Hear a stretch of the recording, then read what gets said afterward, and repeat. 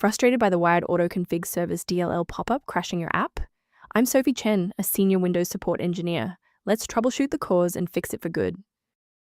Avoid long manual edits for Wired AutoConfig Service by using the suggested repair utility in the description.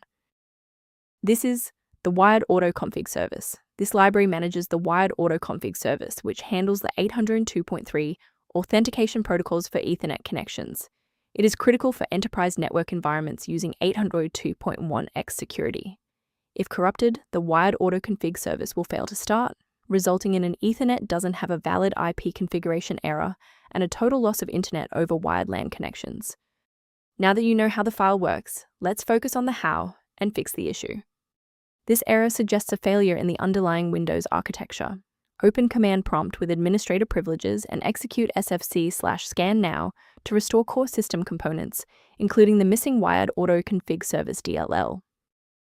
If no luck was had with the redistributable package, we will escalate the fix by performing a targeted reset of the system state. A quick reboot can determine if the error is transient. While it won't fix a deleted file, it can re-establish the connection between your software and the Wired AutoConfig service file if the path was temporarily busy. Make sure to save your spot by bookmarking this video or hit the like button before you restart so you don't have to search for it again.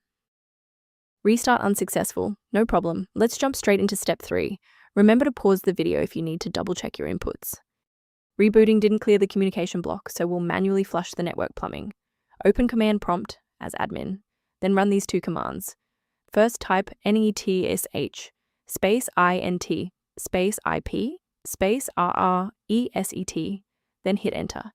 Second, type netsh space winsock space reset, then hit enter again. Why are we doing this? Well, these DLLs act as the plumbing for your internet connection. Resetting the stack clears corrupted cached routes and orchestration manifests that a restart cannot reach.